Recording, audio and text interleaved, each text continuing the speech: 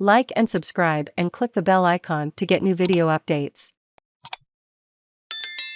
PM's pick is being played like a violin in Culture Wars April 20, 2022, 12.05 am. Save login, register or subscribe to save articles for later. Share normal text size, larger text size, very large text size, 5 view all comments, illustration, but decal credit. Even though I find Catherine Dev's views to be inconsistent with my own, I pity her and marvel at her naivety. I'm not going anywhere. Davies, April 19. She finds herself the latest weapon in the Morrison culture arsenal. Davies is being shamelessly used to promote Morrison's brand of intolerant, self-righteous conservatism. He has no illusions as to her slim chances in Warringah. That was never her purpose. There are more votes in whistling to conservative, sport-loving parents, and the community's aghast at the growing liberalism around gender and diversity. He certainly doesn't want to appear blatantly cruel and nasty, or to be targeting and excluding minorities. Not at all, and why does he need to, when she and her entourage have so readily obliged? She could have heeded the wisdom in Gladys Berejiklian's refusal to play on Morrison's team. Fleur jolt, Mosman to right. Catherine Davies is going nowhere, certainly not into Parliament. Scott Morrison's captain's pick of Davies in Warringah not only highlights the risks of overriding the local party branch's democratic right to elect their own candidate, but also again shows his willingness to choose divisiveness and discrimination as political weapons. His integrity and honesty has been questioned by colleagues within his own party, and his refusal to accept responsibility, never be wrong, and his use of discord and vilification to win regardless of the cost to others, show that his beliefs have more in common with the U.S. Republican Party than with his professed Christian faith. Alan Mell, North Curl Davies, a candidate with repugnant views and only a member of the Liberal Party for 6 months, gets selected by a canny political operator such as Morrison.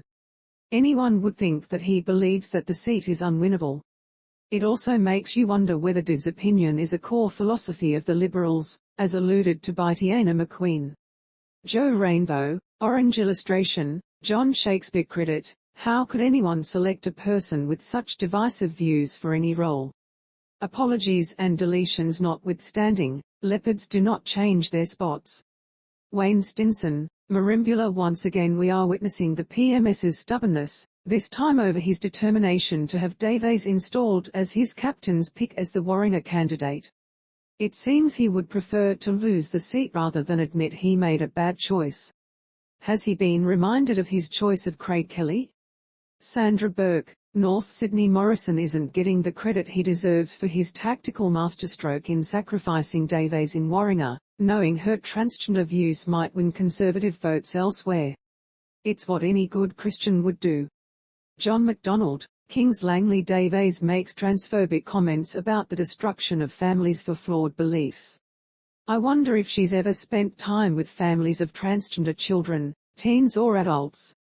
If she did, chances are she'd probably find much love and support in these family circles where people feel safe and protected when they come out.